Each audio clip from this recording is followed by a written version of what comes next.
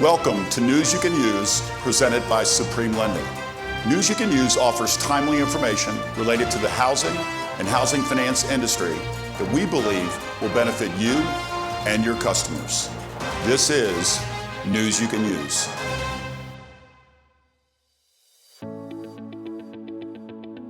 Relationships are the most important part of our lives. Like most things in life, they seem to be really complex, and they can be complex. But I like to keep things simple, and the news today is we can all keep things simple and be successful in relationships if we're for everyone, just not for everything, but still for everyone. So as you go about your business today and tomorrow and the days ahead, remind yourself that when you find yourself in, let's just say, disagreement, where you just don't see things the way your spouse, significant other, friends, other family members, co-workers, customers, and then in the community, your neighbors, if you don't see things the way they see things, still be for people. You can still keep your own beliefs, but before people. That's news you can use today. Let's get on with the news about the road to recovery. Of course, when we started the year, we had all kinds of optimism about 2020, a new decade, 3.5% unemployment, one of the best economic environments, a setup for a great year in housing. And then coronavirus showed up, a word that many of us had never heard nor said. But now it is the most used word in the English language. And it changed when it showed up. It changed everything, not only in context with the economy and housing and everything else that was going to take place in 2020, but it changed our lives in many ways, how we live them, where we go, how we go out to dinner or don't, how we go to stadiums or don't, how we get on planes and travel to really cool places or don't. It certainly changed everything. And it changed everything in the economy because we actually shut the economy down. That's right. We shut the economy down. We induced a coma. The US economy was the patient so that we could deal with the challenge that existed at the time. And that was to flatten the curve, to slow down the spread of coronavirus. And the intention to slow it down wasn't to make it go away, because viruses don't go away.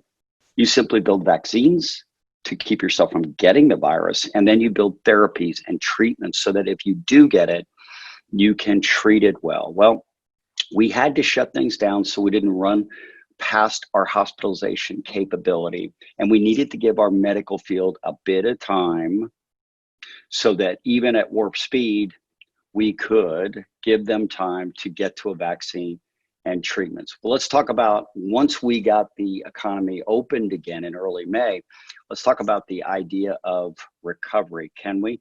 Well, there were a number of different economists that were opining on exactly what the recovery would look like.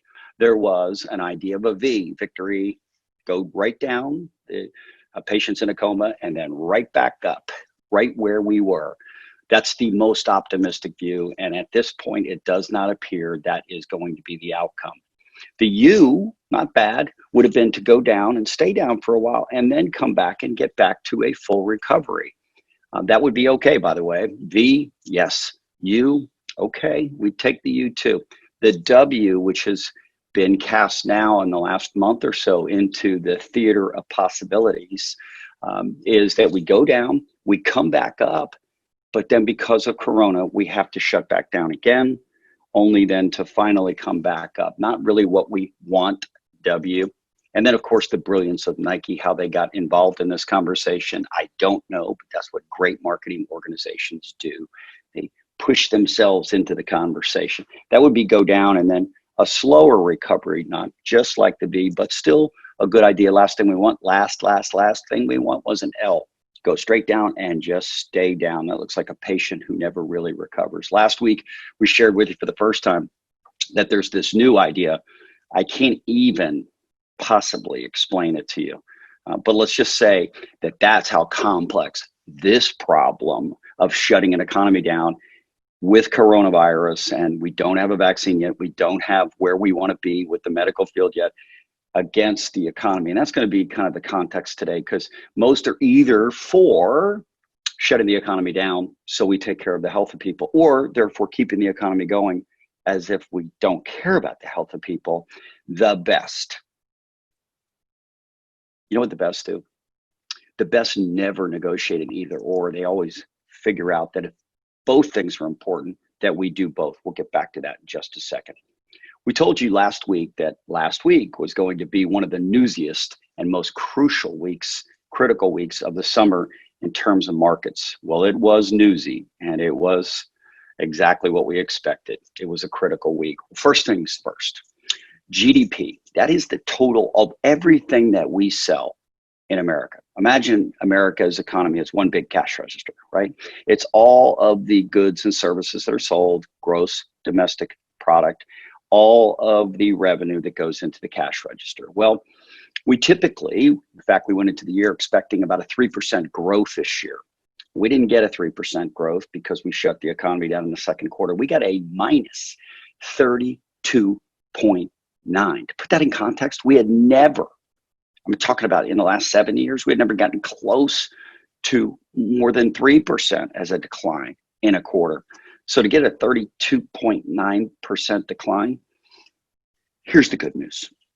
It was better than the economists expected.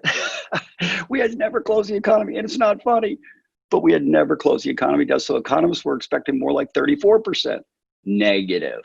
Well, there's lots of consequences with this, but I want to show you a little graph just so you can put it in context. This is GDP over the last 7 years since 1950, and you can see it's pretty much a straight line up. Of course, it has little ups and downs along with it because GDP really is the accumulation of all of us spending money. And since we all have certain behaviors, we all spend money. This is a reflection of our demographic growth as a country. As demographics, people numbers grow, the needs being relatively same. Everybody's got more or less, of course, but we spend. And so the GDP goes higher. All right. As you take a look now, context-wise, the Great Recession that many of us went through, particularly in housing, was very, very difficult, but it was difficult as a general economy. Other than the Great Depression, this was the worst recession by far that this country's ever faced. Even in that particular time, we never saw numbers like 32. In fact, we saw numbers that were less than 3%. So that's the consequence of putting the patient U.S. economy in a self-induced coma. That's what took place.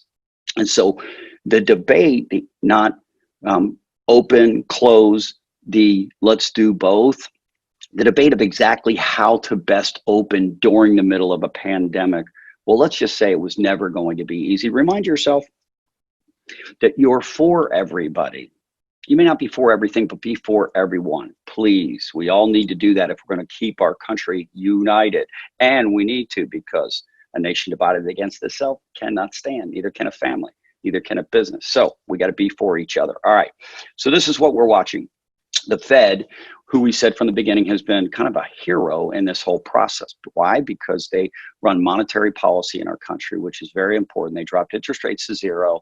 They bought assets throughout a number of different classes to continue to keep the patient while it was in a coma breathing well and healthy, organs being healthy, so that when we decided to turn the lights back on and bring the patient out of the coma, we'd have the best chance to get back to a victory, the fastest recovery possible. So the Fed has done an amazing job, and they have had their meeting last week, and they basically told us exactly what they've been telling us. They've done everything they can to date. They'll continue to be on watch to see what else they can do and need to do to make sure that we stay in a good place to get to the best recovery possible. Last week, Thursday, as it does every Thursday, we got weekly unemployment claims in America. Those are the people that are going to file for unemployment. Why? Because they're not employed. Well, two things happened. Last week, we broke through a string of consecutive weeks of unemployment declining, meaning we went way up, like the V, the opposite V, and then we came way down in terms of unemployment claims. Because we opened the economy back up, people initially, when we closed it, filed for unemployment, and then we began opening again. So many people stopped filing and got off of the continuing claims. Last week, not good news, felt a bit like a stall. we kicked up a bit, not a lot, a bit on the number of claims, but then we also kicked up almost 1 million who are in the continuing claims category. And we had seen declines in that as well. And so what we want to see here is we want to see, like golf, we want to see the numbers going down. That's what we want to see. Better down in this particular category. Lower claims next week. That's what we'll hope to see. Let's go to stimulus now. So we talked about the Fed monetary policy. Let's talk about fiscal policy, which is basically Washington. It's our politicians and how they decide to tax us, collect our money, and how they decide to support the economy in any way, shape, or form, particularly and uniquely during a pandemic and when we decided to close the economy down. So they are now at a impasse. They've done a great job so far. Perfect? No, because there is no perfection. And there's no perfection certainly in government, not only in the people, but listen, that's for all of us, right? So the bottom line is we have now a bill passed in the House and we have a bill in the Senate, and they are in conflict with each other because they are not exactly obviously the same. And so now there's negotiations going on with the White House and with the House so that we can get a reconciled idea and we can get a final stimulus.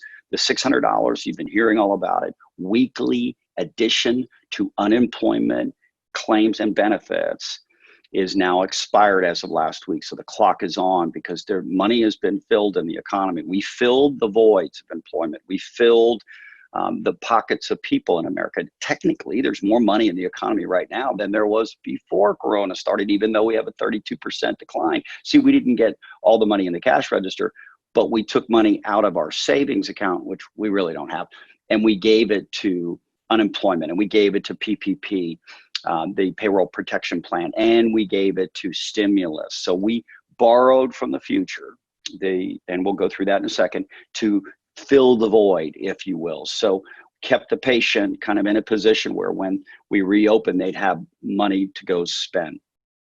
That's why the deficit is surging right now. It's up 25% so far in 2020, 25%. So we took 250 years to get to 23 trillion, and we're now at somewhere in the neighborhood of 27 trillion. And it's going to grow because, of course, this new stimulus that the White House and the House will finally settle on, we need it, will increase the deficit. Just to give you context, we've spent so far 2.4 trillion. That's been the cumulative impact, specific impact, deficit spending, borrow from the future to fill the void of support that the patient U.S. economy needed as we were going through and are going through Corona. So that's 2.4 trillion so far that has been spent through 4 different relief bills that have been issued. To put that in context, the 2.4 trillion actually exceeds Social Security spend annually, and it succeeds the defense that we spend every year to defend ourselves and other discretionary. So it's in cumulative, the 2.4 trillion, bigger than almost every expense that we have.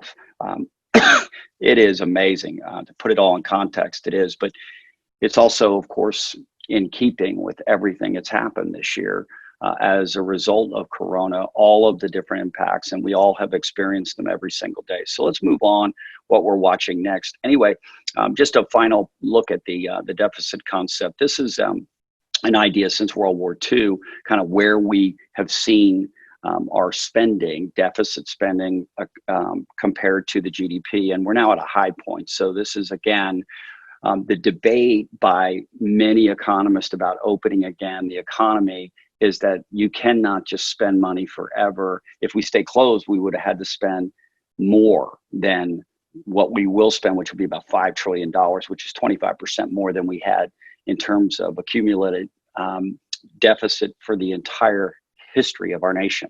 So, of course, that's been the great debate from the beginning, which is nobody wants to stay home this long. We all want to go back to life at normal, but you have this pandemic and we don't want people to be sick and we don't want them to go to the hospital and we don't want them to die. But at the same time, we also need the economy to get back up and running because it's not sustainable to just take money from the future borrowings and continue to use that as a way for people to exist, to pay rents and to buy food, et cetera, et cetera. All right, so what are we watching? We've been telling you during our News You Can Use cast that we've been watching Apple's direction maps. And why is that? Because when people start getting on the move, walking and driving, we know they're going places again. And we can see by this chart that we had a substantial decline when we shut the economy down in March into April, flattened out at a number that was almost 60, 50, 60% below where it had been a year earlier. And here we go now on the incline, but we have kind of flattened out now in the last couple of weeks. Similarly in restaurant bookings, we went all the way down basically to where every restaurant was closed. Then we kind of reopened in early May, as you see on the chart. You can kind of see an incline. And things now have kind of flattened out at about 60% below what is normal or typical. And that's social distancing at work in restaurants. Not every restaurant's open. A lot of them did reopen, but the management of it now, based on the idea that the pandemic continues, is to social distance, which is a good idea. And the reality of it is that that's keeping restaurants from moving to the next level. The underlying issue that's really keeping it is the fear of consumers to go back out at the same rate that they used to go back out to socialize and to just simply have a meal. Boy, can we wait to do that, right? Without concern for our health. All right, occupancy in hotels. These are industries that were most impacted.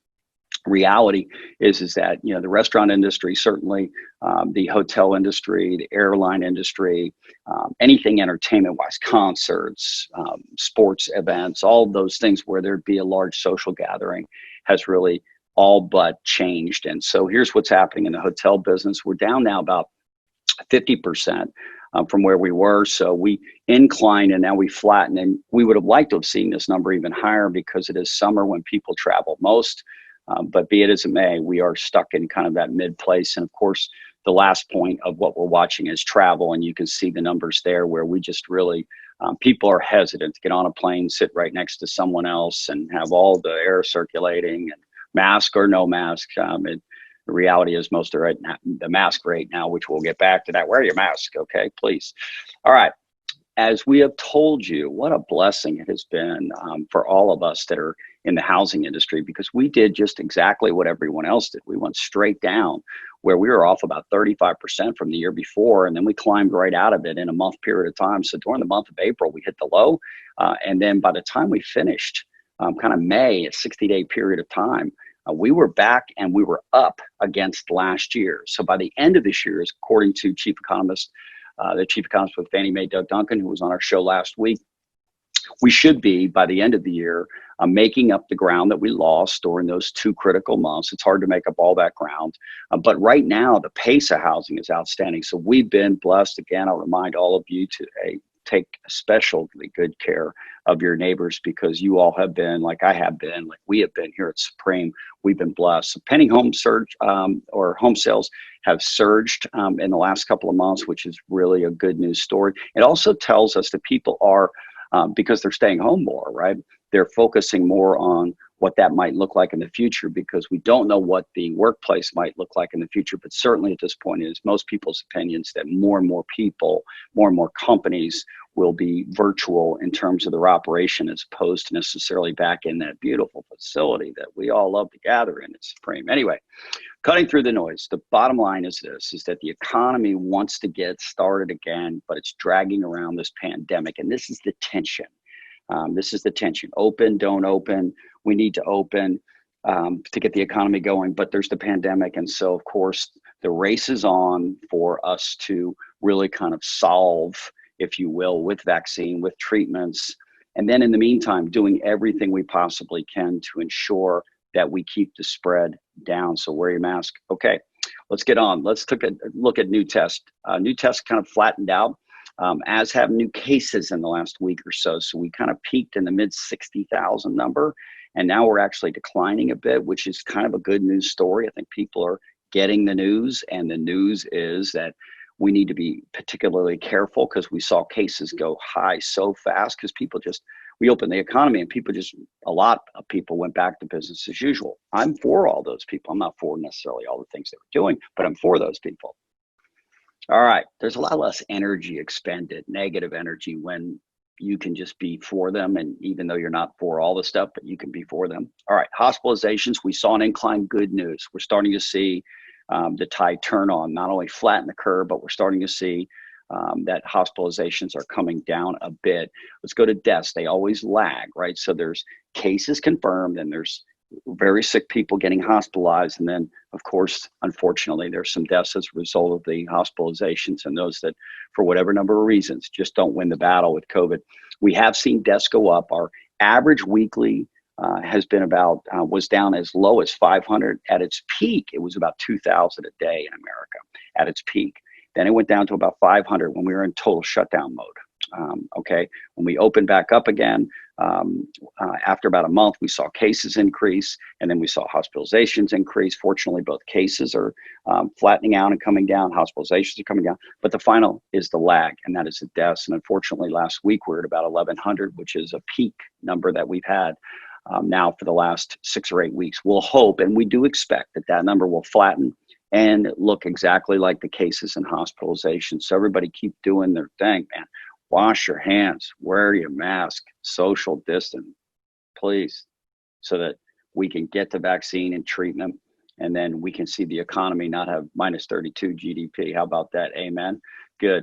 A lot of people are forecasting additional deaths, so the numbers are not going to slow down in terms of deaths. We're going to hear that count continue to grow, unfortunately, but this is, in fact, indeed, a pandemic, and arguably one of the worst that has taken place in the last 100 years. So the reality of it is that we've got some work to do to get to the next place. I do want to just finish up the death rate by telling you that the news on deaths is not as good as we'd like it, but there is still some good news, because if you go to deaths by age, you'll see that we are continuing to see the trends be the same, which is that our oldest are most at risk. And of course, just like my pops and my mama, who are both in really good health in their early 80s, they've changed their lifestyle now to make sure that they are staying away, so that we can let therapies and we can let vaccine get in place, because they're the most at risk. I'm not suggesting everyone else should be out, and I'm not suggesting everybody else should be out without a mask at restaurants. I'm suggesting that if younger people get it, which a lot of the new cases, their chance for hospitalization, chance for death is certainly lower. And let's talk about something else, because you hear now the new hotspot, the new leader, which you don't want to be in cases, is California. Well, let's take a look at populations by state, shall we? Sure. So the number one most populous state in the United States of America is California. Then is Texas, then is Florida, then is New York, and so on. Let's take a look at the top 10 states for COVID cases. Wow, it's California, Texas, Florida, and New York. Well, that's because there's more people there. So as the media reports this, I'm often thinking to myself, well, of course there's more cases in California and Texas and Florida, New York. There's more people that live there. So, all right, now that we've exhausted that point, just keep that in context, because it would be logical, as this virus spreads throughout America, which it now is, that the number of cases, if it affects the population in a similar, except death rate, we'll get to that in a second, that the bottom line is that the larger the state in terms of population, the more likely they're going to have hospitalizations and deaths, and the more cases they're going to have. It's just that simple. The bigger issue is, and listen, California has stayed closed longest, okay, so, and they have the most cases. So, there's a process that you go through, and you start thinking, so by staying closed, the economy, did we really? Well, I don't know, but let's just say we won't know, but we will share the news that you could use when we get it, okay? Because a lot of this stuff, of course, we're going to learn more about retrospectively. Let's take a look at something else, deaths by state. This is very interesting. New York is not the most populous, but they have by far, and I'm talking by far, the most deaths. Coming in number second, this is not a list that you want to be high on, is New Jersey. Coming in third and fourth are two relatively, or states that are relatively low in population, but these are actually deaths by these states. And so you see California, the most populous states, only has 9,300 deaths, and you have New York at 33,000.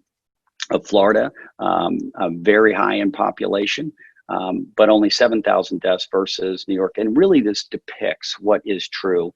And here is a better graph to show you, which is the mortality rates when you get COVID by state. The leaders, the percentages are so statistically outlying that you need to understand this. So New York, New Jersey, Connecticut, Massachusetts, all having mortality rates that exceed 7.3%. 7.3. So that means you get COVID, 7% of those people actually plus passed away. Look at Texas at 1.6, at Arizona at 2.1, California 1.8, Florida 1.4, and Georgia just over 2. So 4 times lower mortality rates. And why is that? Because by the time that COVID actually got to the Southeast and really spread, we were treating it far differently. So the bottom line is that the treatments are actually getting much better with COVID as opposed to where we were in March and April when it first showed up predominantly in the Northeast. Our treatment methodologies, our therapies were so, let's just say, not developed. And look at how much progress we've made. And this is the best way to see this. It's not positive, obviously, other than how many lives have been saved because the treatments and therapies are that much better now.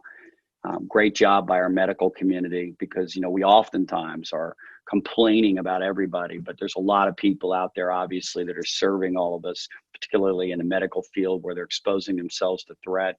But they're working, doing what they always do, which is to create a pathway for all of us to live our healthiest lives. And by the way, on that topic, we should all eat better and exercise more, which would prepare us for anything to be better prepared. Okay. The cavalry is coming. Of course, we're waiting for a vaccine. There is a lot of noise on this today, not just from the president. There's a lot of noise on this from a lot of different companies and a lot of different doctors that are saying that this could be absolutely, positively warp speed in terms of the project that was out of the White House about getting as quickly as possible to a vaccine. This could be the fastest that we've ever gotten there. They're closing in now. Many of them are in kind of the final phases of trials at this point with a lot of optimism that they're going to get out of those trial phases and get to where we actually have a vaccine. Then we'll start all over again. We don't have enough vaccines, right?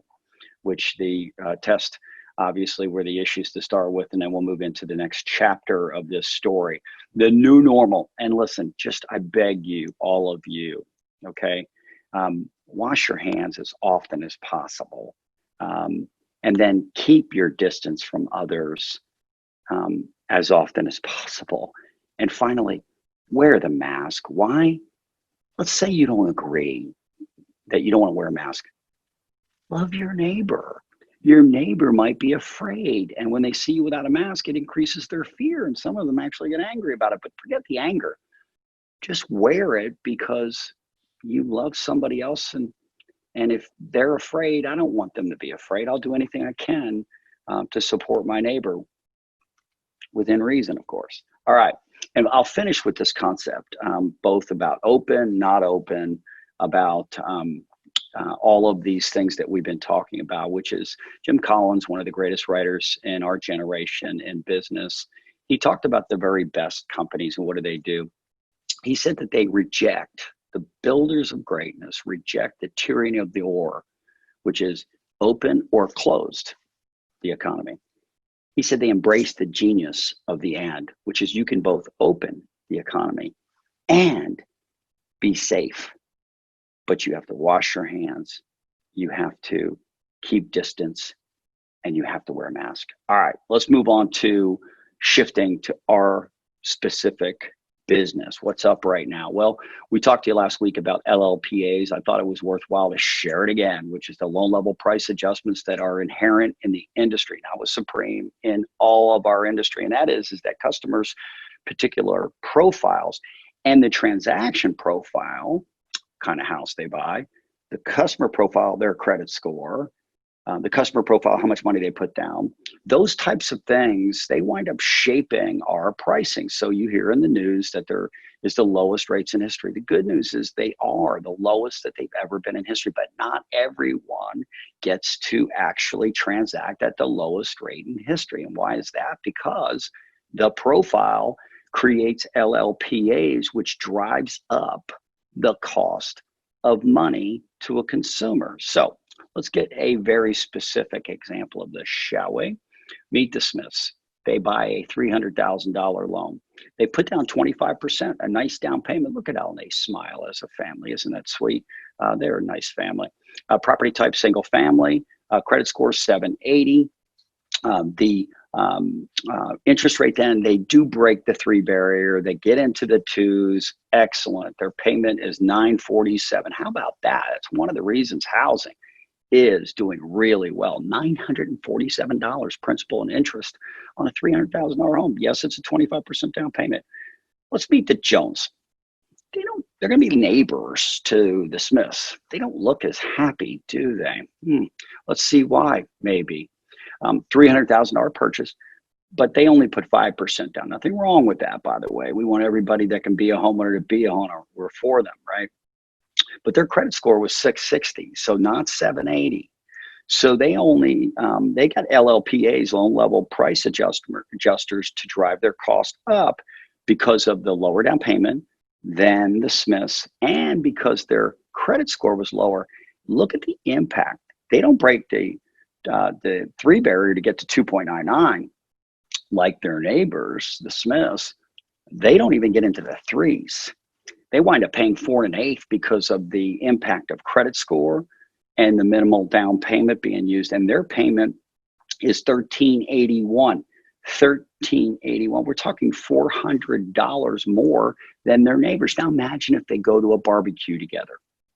Well, maybe we'll have to imagine something else. Maybe they'll Zoom together, right? They'll Zoom. Hey, neighbor, how are you? We're the Jones family. Oh, we're the Smith family. And it's because the Smith family is paying $400 less. Yes, because of the lower down payment. But the impact of interest rates cannot be underappreciated. Okay, so the Jones family, they went to Credit Essentials, and look what happens. They find happiness and joy. Why is that? Because they still only put down 5%. But they get their credit score from 660 up to 700. And because they go from 660 to 700, their interest rate goes from 4 1/8 down to 3 1/4. And now they're paying $1,240. Most of the $1,240, the difference between them and the Smiths now, is because of the down payment. And that's why joy has come back into their life. You could see it in their faces, right? So let me give you one more example.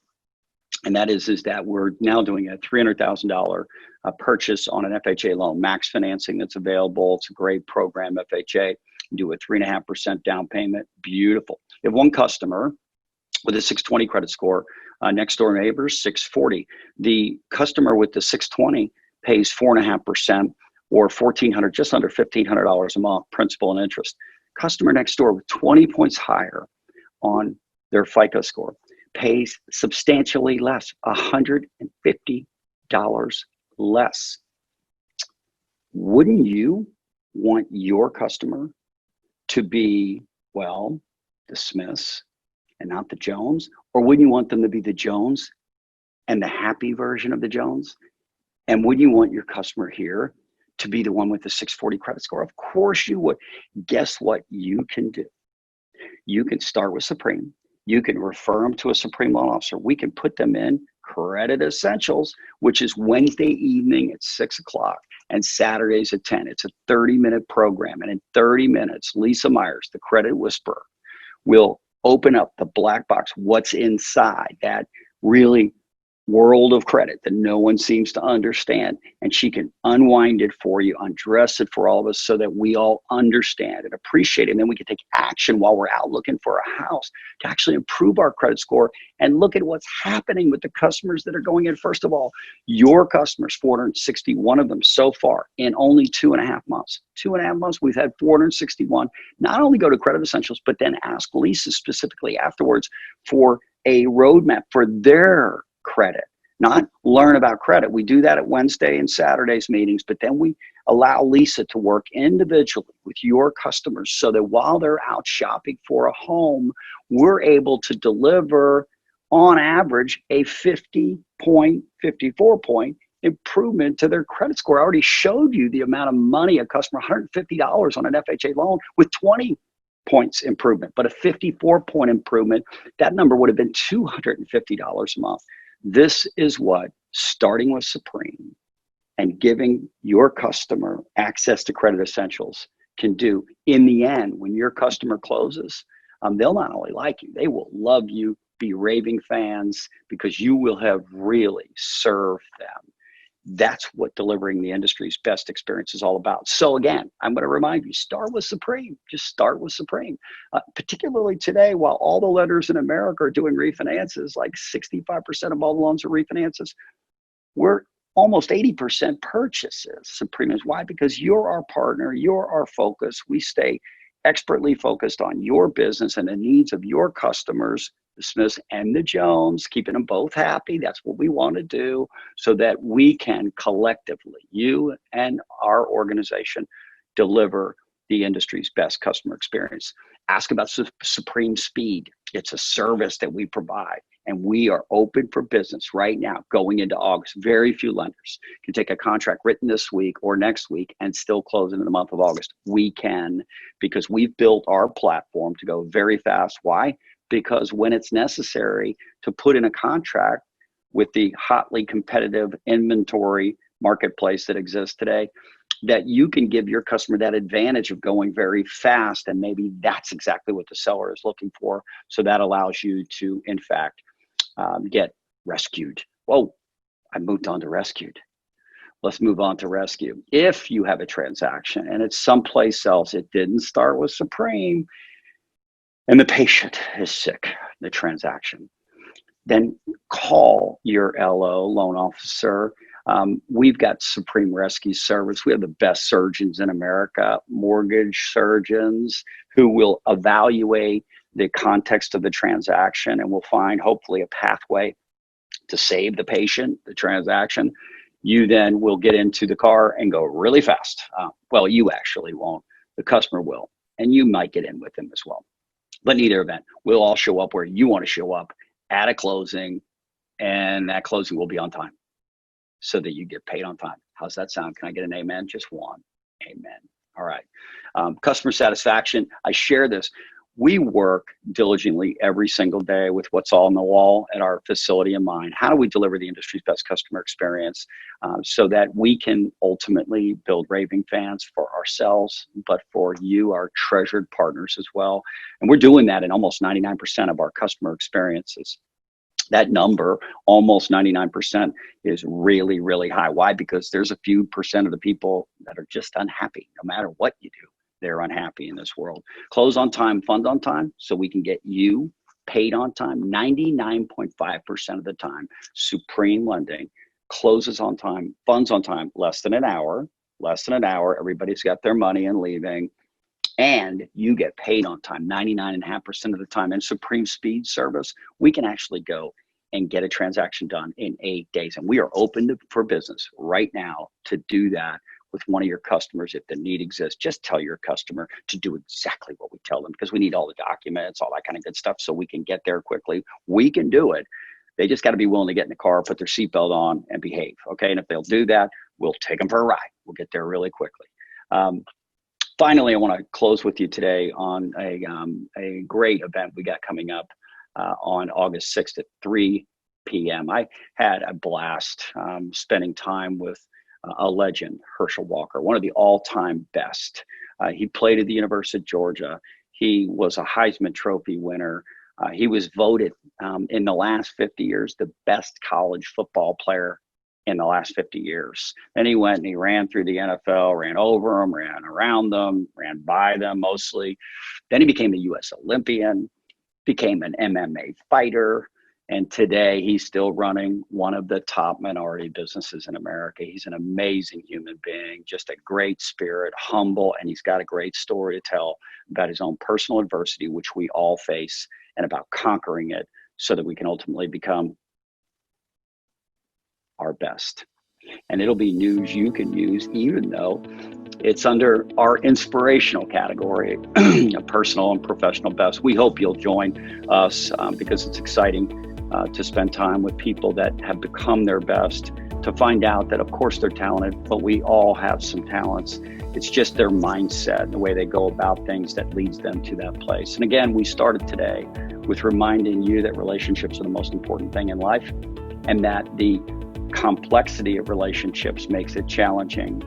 But if we'll all just simply come to a simple but brilliant idea to embrace about relationships, which is be for everybody, not for everything, but be for everybody. If you're for everybody, you still don't have to be for everything, but if you're for everybody, you'll wind up being extraordinarily successful in relationships, and that will allow you to live your best life, both personally and professionally. This has been News You Can Use. I'll look forward to seeing you next Monday. Hey, Pat, the other day, you and I were talking about being your professional and personal best, and you told me you were doing push-ups. And being your professional and personal best involved with me giving back to your community. So you challenged me to some push-ups for my charity. And who can do the most push-ups in a minute? And I said, Pat, you're on. And you're going down because I'm ready.